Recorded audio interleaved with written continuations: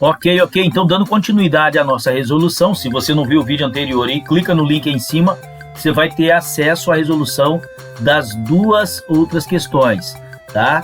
Que é, explica a capacidade de autorreplicação e comente a seleção natural. Então, aqui agora eu tenho a 3, a 4 e a 5, que eu vou resolver numa mandada só. Eu já expliquei, para o vídeo não ficar muito grande. A gente resolve essas 3 porque elas têm uma certa ligação entre elas. Por isso, ao invés de 2, eu vou pôr 3 questões nesse vídeo. Dá uma olhadinha nessa daqui agora. Diferencia um animal diblástico de um animal triblástico. A gente sabe que essa diferença ela vem a partir da presença dos folhetos embrionários. Eu tenho inclusive aqui uma sugestão de resposta. Que um animal diblástico é um animal que, durante o desenvolvimento embrionário, ele desenvolve somente 2 folhetos embrionários, o endoderme e o ectoderme. Já um animal triblástico vai desenvolver 3 folhetos, o endoderme, o mesoderme e o ectoderme. Então, uma resposta bem sucinta seria basicamente isso aqui. Vamos dar uma olhadinha lá no PowerPoint para ficar melhor para entender. Isso, olha aqui, ó. Aqui a gente tem então um esqueminha de um ser diblástico. Olha aí, ó, o ectoderme. Deixa eu pegar o laser point aqui para ficar melhor para a gente trabalhar. Olha lá, ó. Eu tenho o ectoderme e o endoderme. E aí a gente explicou isso aqui em sala. Um dos exemplos, um dos animais que pode aparecer como exemplo de diblástico seria os quinidários. Amplamente representado ali, acho que o animal mais comum desse grupo seria as águas-vivas. E entre a camada externa e a interna tem uma mesogleia, que é uma matriz gelatinosa que garante tanto o transporte de nutrientes que provém da gastroderme, que vai ser desenvolvida a partir do endoderme, para a nutrição de todos os tecidos do animal. Então, um exemplo de ser diblástico seriam os quinidários. E o que vem a ser um ser triblástico? Então, como a gente comentou, olha aí a diferença entre eles. É que entre o endoderme e a ectoderme vai aparecer uma camada intermediária, um folheto embrionário intermediário, chamado de mesoderme. Então, isso aqui é bem simples, diblástico 2 folhetos e triblástico 3 folhetos. Voltando lá para as questões, vamos dar uma olhadinha lá qual seria a próxima. A próxima questão, explique o que é clivagem. Eu até coloquei aqui a sugestão de resposta. Refere-se à clivagem como o processo de divisão celular que ocorre com o ovo ou o zigoto, né, que são sinônimos dessas palavras, tá, na fase inicial do desenvolvimento do embrião. Eu preparei um material aqui lá no PowerPoint também, vamos dar uma olhadinha para a gente entender melhor como funciona isso daqui.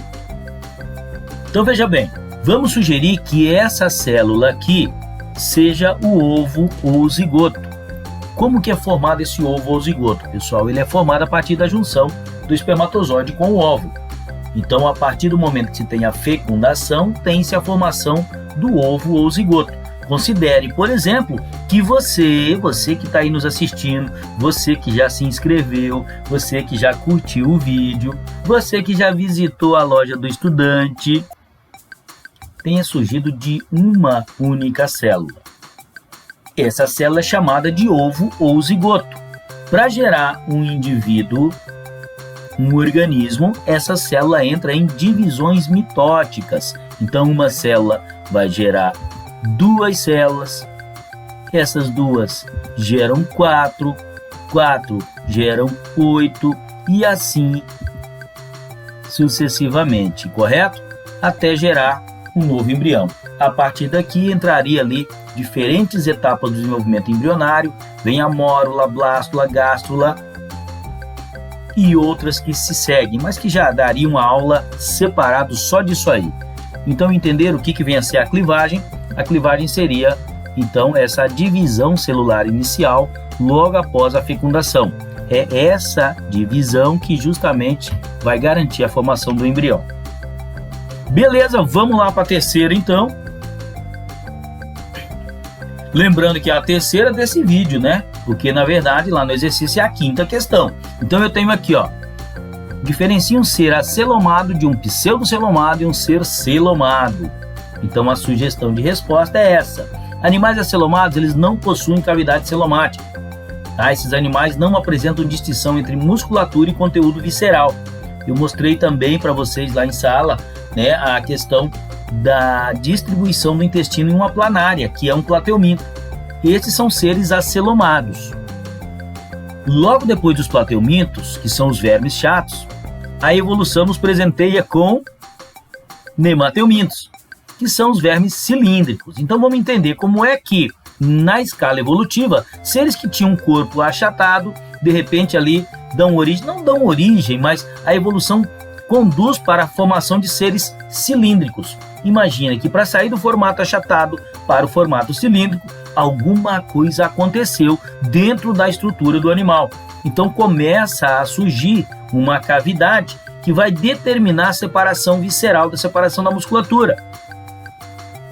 E essa cavidade inicial ela não está completa do ponto de vista evolutivo, ela está em formação.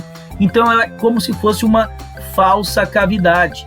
E aí, por ter essa ideia de não estar totalmente formado, leva ali o prefixo pseudo antes dela. E aí a gente vai chamar de pseudoceloma. Então aqui nós teremos os pseudocelomados. O único grupo pseudocelomado na escala zoológica é o grupo dos nemateumintos, ou vermes cilíndricos, com ilustres representantes aí como o Ancylostoma duodenale, o Ascaris lumbricoides, os nematóides de importância agrícola e assim por diante.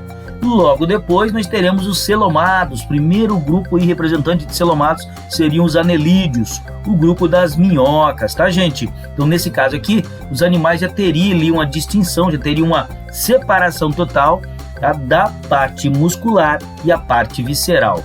Olha a sugestão do Kanashiro aí. São animais cuja cavidade celomática já permite a distinção entre o conteúdo visceral e a musculatura do animal. Os primeiros celomados na evolução são os anelídeos, grupo representados por animais como as minhocas. Então essa é a quinta resposta e a gente vai dar uma olhadinha assim lá naquele esqueminha que a gente tem no PowerPoint. Vamos lá rapidinho. Então dá uma olhadinha aqui agora, ó. Agora nesse esqueminha de baixo.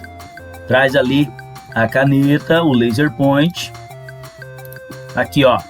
Então os animais acelomados, que seriam esses aqui, ó, eles não têm, melhor dizendo, né, nenhum espaço entre a mesoderme e a endoderme. Então aqui, ó, não tem nenhum espaço, eles são imediatamente unidos ao folheto interno. E aqui a gente já percebe um pequeno espaço. Olha o pseudoceloma aqui, que a gente vai encontrar, por exemplo, ali nos nemateumintos, que são os vermes cilíndricos. E olha aqui já o celoma totalmente estruturado nos animais como os anelídeos em diante. Então nós, humanos, somos celomados. Existe já uma distinção de toda a parte visceral para a parte muscular. Tranquilos? Com isso a gente fecha a quinta questão desse nosso exercício. E como eu havia prometido, para os vídeos não ficarem grandes, a gente vai colocando aqui, né, de 3 em 3, de 2 em 2. Se gostou do vídeo, não esquece de curtir. Tendo um tempinho, visite lá a loja do estudante. É um parceiro que ajuda a manter esse canal aqui gratuito. E não deixe de assistir os próximos vídeos. Até a próxima, gente!